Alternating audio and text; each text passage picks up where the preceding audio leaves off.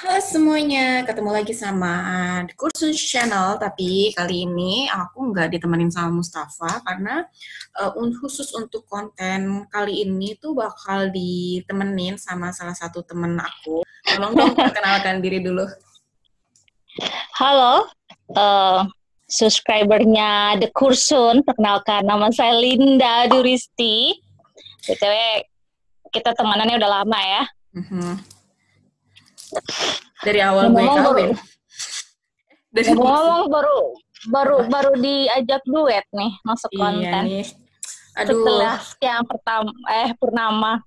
Iya nih, ampun, karena keterbatasan jarak juga. Terus waktu lo di sini kita nggak sempat ngonten ya waktu itu.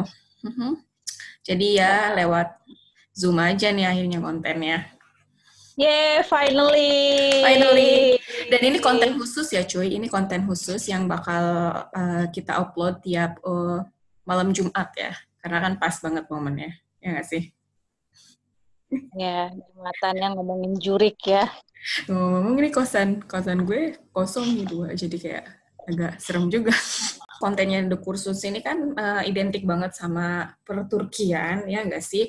Jadi yang pertama kali bakal kita bahas ini, kita berdua bahas ini, yang nggak jauh-jauh dari hal-hal horor yang kami berdua pernah rasakan di Turki. Mau denger ceritanya Linda Duristi dulu nih, pengalaman paranormal activity-nya selama itu. Bingung nih, apa dan yang mana nih ya mulainya? Jadi banyak sih sebenarnya pengalaman. Pertama waktu tahun 2013 ya, pertama kali tinggal di Turki.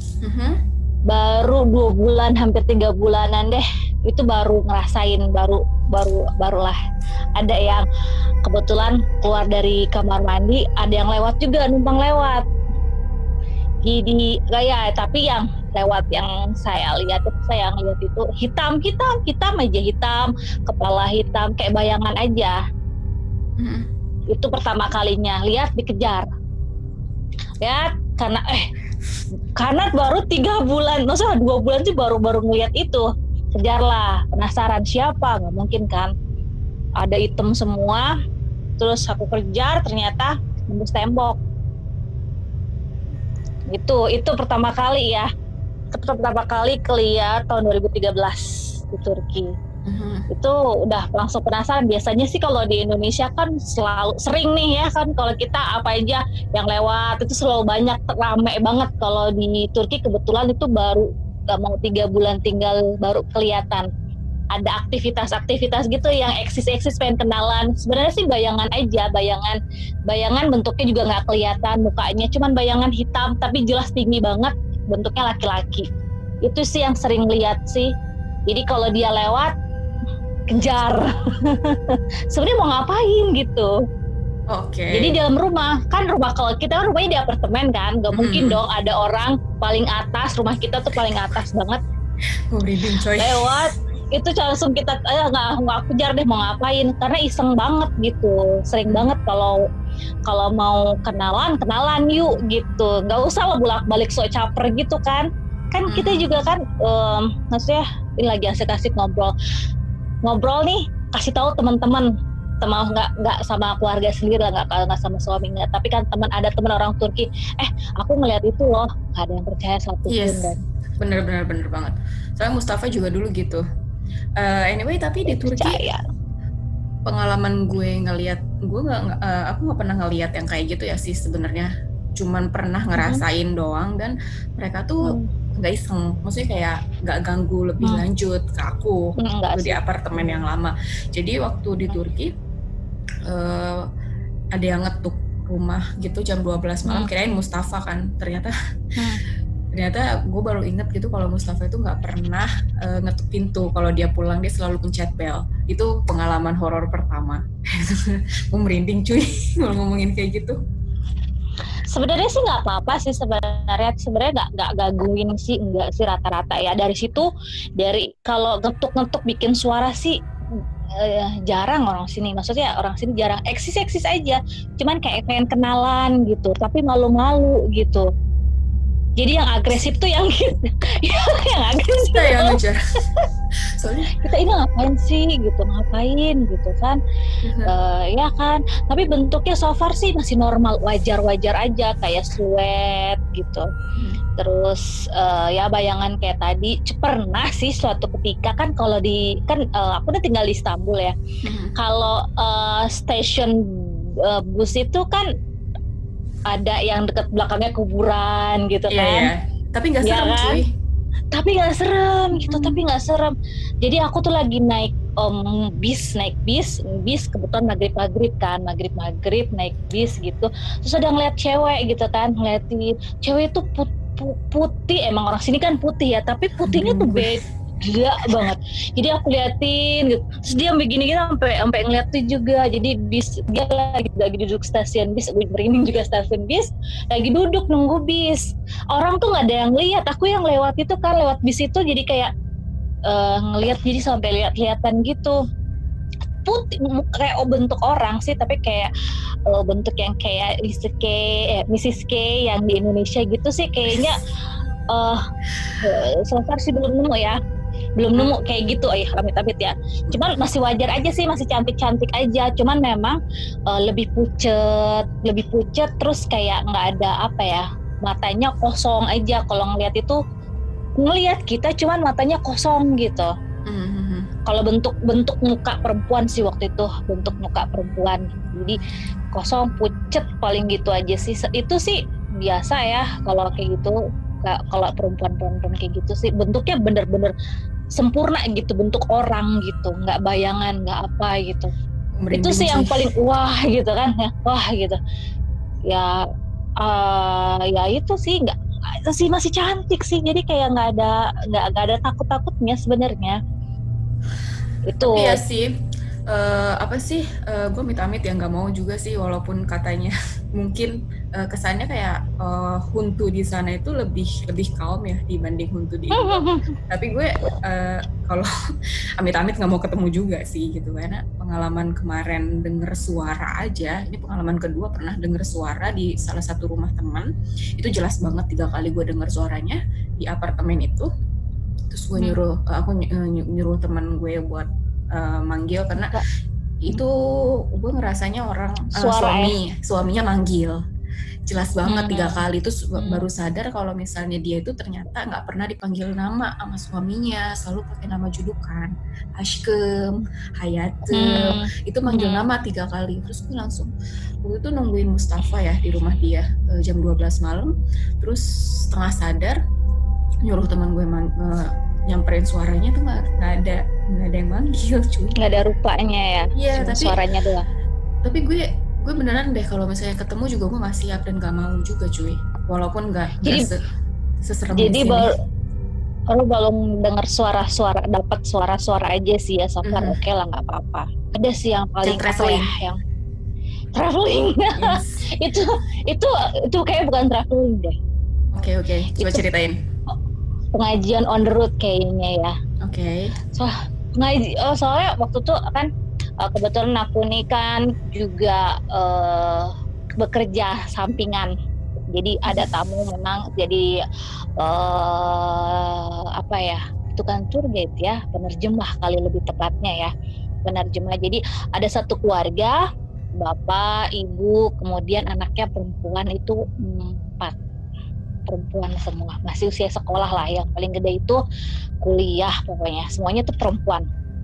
Suatu ketika dapat job itu, terus itu berapa dong, 12 hari deh, 12 hari kita 12 hari keliling Turki ceritanya. Keliling Turki, kebetulan ini kan VIP, jadi tempatnya yang benar-benar kayak ya hotel, tapi kalau ada villa-villa yang bagus biasanya suka juga, jadi pengen memang tempat sekalian singgah, sekalian ngeliat pemandangan gitu ceritanya. Yang paling di selama perjalanan sih hotel, kalau hotelnya itu jadi memang sudah dipesen nih sama mungkin sama keluarganya, nggak mau hotel-hotel yang tua gitu. Nah kena hot ya, ataupun villa yang tua gitu memang sudah dipesan. Oh kenapa nih gitu kan, padahal kan semakin tua semakin otentik ya kan kalau di Turki kan. Ternyata itu dihindari sekali, nggak masih oke lah gitulah, mungkin dia takut atau gimana gitu, pengennya modern gitu. Oke, nggak masalah sih, nggak ada pikiran. Sampai puncaknya itu di Kapadokia. Oke. Padahal cakep banget ya Kapadokia, ya nggak sih? Tapi itu paling horor emang. Kapadokia kan hotelnya kan yang kayak gua gitu kan, batu-batu gitu kan, paling antik kan. Itu kita nggak tinggal di situ, malah kita tinggal di hotel modernnya banget yang rada jauh dari memang Kapadokia ya dari Goremeknya gitu, dari situ. Padahal kita tinggal salah satu hotel situ, so far nggak ada masalah, baik-baik aja gitu.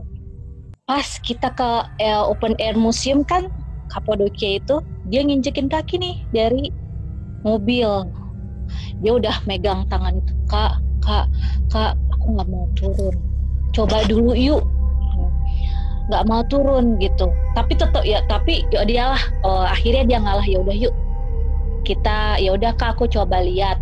Masuk tuh di museum pertama deket pintu entrance tuh, pintu masuk. Begitu tau nggak dia lihat ya kak, ramai sekali. Dia bilang, ramai sekali. Apa yang kamu lihat? Sebenarnya jadi aku sama dia tuh belum satu frekuensi gitu. Jadi aku nggak ngeliat apa-apa gitu. Dia terus pegang, terus karena ibu bapaknya kan duluan ya, karena kakaknya adanya duluan. Jadi dia sama aku gitu. Karena emang ada tour guide juga orang Turkinya. Kemudian dijelasin semua orang Turkinya, aku nggak bisa ninggalin dia gitu kan. Masa iya ibunya jalan-jalan megangin anaknya, yang kalau misalnya ya udah ibu duluan aja anaknya, biar nanti si A ini biar sama aku aja gitu. Udah tuh aku di belakang, Kalinda lihat ini nggak? Aku nggak lihat ini nggak lihat. Dia terus nangis sambil merem sambil nunduk. Akhirnya apa yang dia lihat aku lihat dong. Jadi udah sama satu frekuensi nih kita nih. Terus kamu lihat, jadi kita jalan padahal siang terang banget kan. Kapadokia kan nggak, mataharinya terik banget kan. Kalau siang kebetulan sih masuk awal winter, lumayan dingin, tapi mataharinya terik sekali. Kemudian lihat banyak yang berjubah itu kayak baju-baju zaman dulu tapi jubah gitu. Itu banyak banget kata gue. Jadi aku lihat, kita sama-sama ngelihat tangan yang besar banget, kayak tangan gede banget. Gimana sih, kayak kalau kita lihat film kartun, bayangan tangan tapi nggak ada ujungnya gitu. Tangannya gede banget kayak raksa, kayak pengen ngambil kita gitu. Ngambil kita gitu. Jadi kita mundur kita lari udah keluar aja kita ke mana, ke mobil, udah ke parkiran. Ke mobil dia juga nggak mau tuh, katanya masih diikutin. Ya udahlah kita ke kafe kan, di pintu entrance itu ada kafe biasa pintu masuk kan, yang tempat oleh-oleh. Nah jadi di situ tuh dia cerita, aku cerita, dia cerita. Karena sepanjang jalan itu aku megangin dia, karena dia itu apa ya namanya ya, gugup gitu ya, nangis gitu. Aku juga ikut, aduh gimana nih anak orang nih, gimana nih tepukan. Ya aku bilang sama sopirnya, dia nanya sih, hal itu kenapa? Ini apa ya, bingung kan ngejelasinnya ya, kesambet, nggak percaya. Jadinya ini nggak enak badan gitu, biasa perempuan gitu kan. Sebis itu kan bener-bener yang namanya aku selama kali bolak-balik Kapadokia emang pernah ngeliat kayak gitu putih ya, biasa ya, tapi nggak bentuknya kayak monokrom aja gitu, nggak bentuk orang bener-bener gitu, nggak. Jadi paling lewat sekelebat siang juga kadang rame gitu. Tapi itu ketika bareng sama dia, sama si anak ini, kelihatan gitu apa yang dia lihat ketika jelas banget. Itu tangan gede banget. Jadi kalau semenjak itu jadi nggak mau lagi deh. Kalau terpaksa tidur di hotel yang gua itu ya nggak masalah sih sebenarnya, kalau sendiri ya masih kuat. Tapi yang penting nggak ada orang yang di sebelah yang bikin panik aja gitu. Kapadokia itu ya sebenarnya seru sih, cuman banyak banget kan sejarah di situ kan, ya kan. Jadi banyak orang yang kayak ada lari, nggak tahu lari itu dikejar apa gitu. Lari, bajunya zaman jadul banget sih.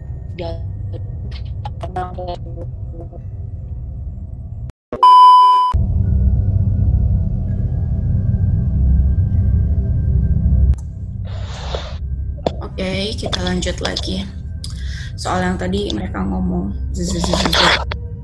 Iya, ngomong entah nggak tahu deh ya. Habis setelah dari situ kayak maksudnya setelah dari perjalanan itu coba googling sih sebenarnya bahasa apa sebenarnya, kayak bahasa Ibrani mirip gitu kan. Terus sempat tanya juga kenapa sih kalau ke Kapadokia itu selalu ngelihat orang tuh lari, entah lari kenapa lari gitu, banyak larinya nggak sendirian pula, berjamaah, larinya tuh banyak banget berjamaah, kayak perang gitu nggak sih, kayak di film-film kolosal yang lari barengan atau gimana sih? Tapi nggak tahu pas dicari itu lari dari siapa gitu kan. Nah pasti nggak ada juga sih, cuma mereka aja lari.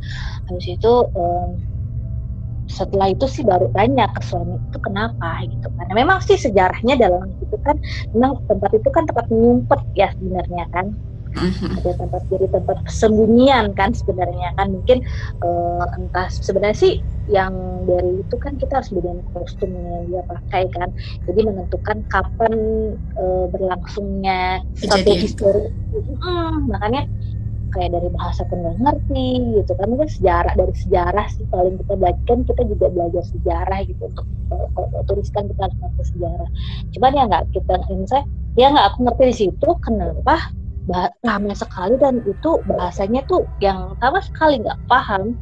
Mencoba kayak Google Translate atau Google apa kayak apa yang bahasa yang coba deh bahasa ini misalnya bahasa Yunani misalnya kan, kok nggak mirip ya gitu sama yang didengar, itu hanya suara-suara aja, nggak ada orangnya, hanya suara di telinga rame banget. Nah kalau misalnya itu kan, kalau misalnya ada yang pernah ke Kapadokia itu pasti tengah-tengahnya dari open air itu. Terus kan jalan tuh ya kalau ke kanan kan sebenarnya muter-muternya ke situ-situ juga. Itu di tengah sih pas lagi di tengah situ ngelihat dari situnya orang dari pas pintu masuk ke Kapadokia itu, pintu masuk museum itu dari situ.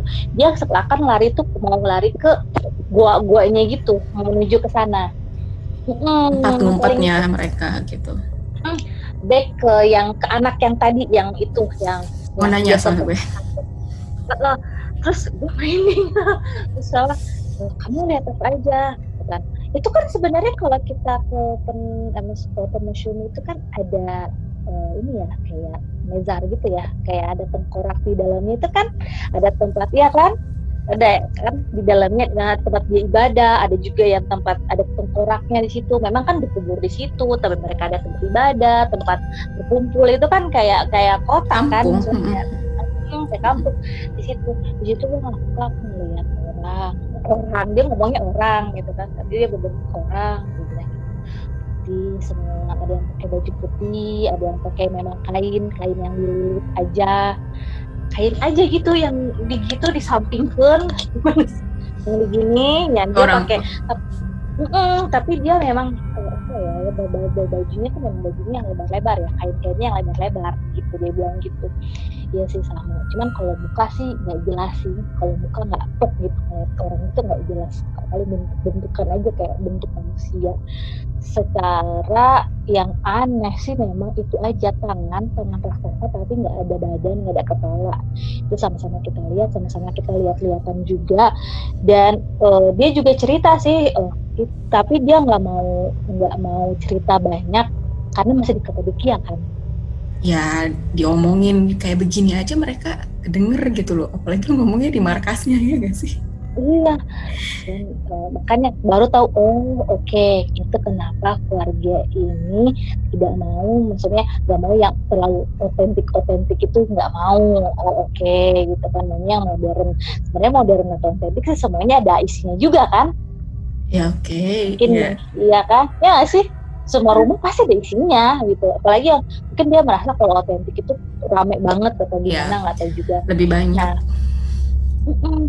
penasaran dong, akhirnya tanya ke adiknya, si B katanya, itu kenapa sih si A kalau jalan tuh selalu nunduk aja, jadi kalau ada serem dia nunduk begini sambil ambil pegangan kenceng banget, jangan jalan cepet banget aja gitu kan, dia jalan sambil nunduk gitu kan. Kok nggak nyampe sih, jangan nyampe kalau kamu nunduk maksudnya kelihatannya ke bawah terus ke depan dong kan, biar kelihatan gitu kan udah nyampe apa belum. Terus aku nanya tuh ke adiknya, kenapa sih emang dia sudah beberapa bulan belakangan ini dia memang seperti itu gitu kan, seperti itu, lebih peka gitu. Ibunya itu selalu bawa Al-Quran, Masya Allah ya, maksudnya ini lagi jalan-jalan nih kita nih gitu, Al-Quran tuh selalu ada di tasnya, jadi dia selalu bacain, jadi dia kadang deketan ibunya gitu kan, dibacain, bacalah. Jadi setelah dari Kapadokia dong, kita itu di selama perjalanan itu cuma baca Quran, baca Yasin, baca Zut Ama, pokoknya kita baca karena dia udah gelagatnya udah kayak apa ya, ketakutannya tuh kayak orang depresi gitu. Jadi mungkin karena antara dia nggak siap apa gimana juga, masih SMA anaknya. Kasihan juga sih, maksudnya orang-orang sensitif kayak gitu kalau dia traveling ke tempat kayak begitu ya dia nggak enjoy sebenarnya, ya nggak sih? Udah kan energi dari hal-hal kayak gitu juga narik energi banget kan, capek juga ke kita gitu. Perasaan ramai banget tuh mobil itu, kita kan mobilnya itu memang mobil satu ya yang isi 12 orang, rame, nggak tahu kenapa kayak rame gitu, ngap rasanya. Gimana sih kalau ke satu ruangan isinya rame gitu, kayak kok nafas aja kayak susah gitu, kayak ngap gitu, panas, padahal kita cuman berapa orang ya, dia aja 8, itu kan mobil kapasitas 12 orang, kita cuma 8 kayaknya kayak 2 bulan gitu, banyak banget. Akhirnya tanya sama saya, iya Kak kayak gitu dia udah memang berapa bulan ini dia seperti itu. Nanya dong kan iseng, emang rumahnya itu ya Dek, dia ada paling atas ya, biasalah ya kalau yang kenal nonton tuh selalu nyeletuk kan ya, nyeletuk maksudnya kan rumahnya lantai atas ya, iya. Ada balkonnya ya, iya. Oh Kalinda tahu? Iya sih, kenapa bisa tahu? Nggak tahu juga kenapa gitu. Nah, oh iya, dilihat malamnya setelah dari Kapadokia itu kita nginep di villa di atas bukit. Nah di situ juga ramai juga, kita nggak tidur deh. Jadi anaknya itu jadi gantian. Jadi dia tadi sama aku bacain kan ya.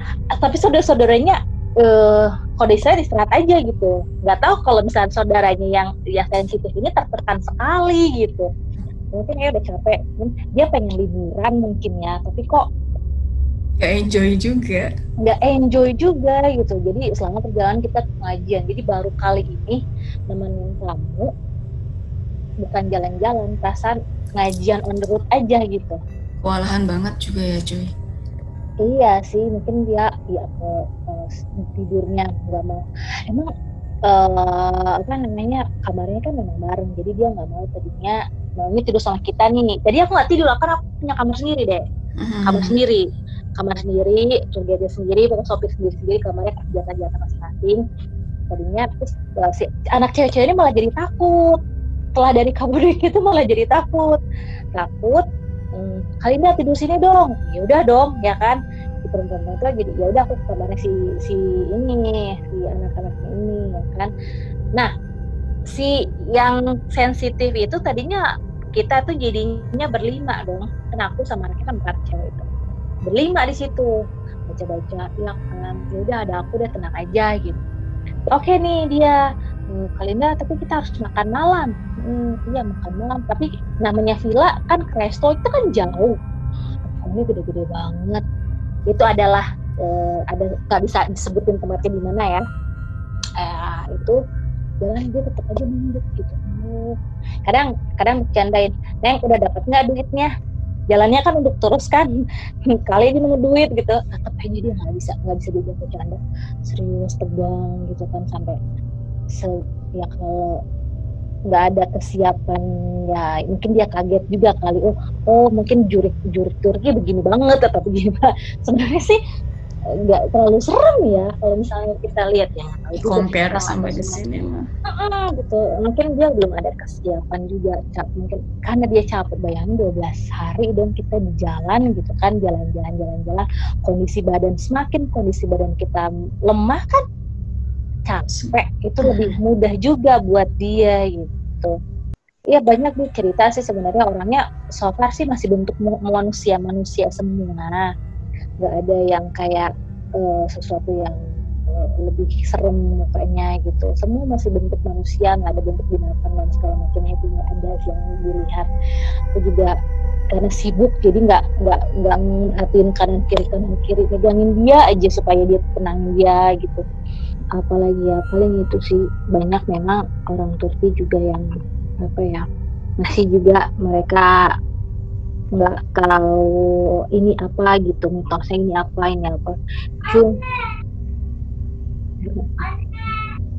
kayaknya harus selesai dulu jangan dulu dihabisin deh ceritanya, kan ini buat malam curhat selanjutnya ya, di kedua ya, kedua boleh. Iya, kita lanjut yang kedua karena ini waktunya sudah habis sepertinya, anaknya sudah datang si Giray. Nanti lanjut lagi ya, lanjut di cerita kedua. Jadi segini dulu cerita pertama dari kami berdua, nanti bakal lanjut lagi di pertemuan selanjutnya. Oke, makasih ya Mbak Linda. Linda udah gabung. Oke, lanjut lagi nanti ya, lebih tertata lagi bahasanya karena diburu-buru. Oke, semoga kalian ikut serem juga. Oke, hati terus. Bye-bye.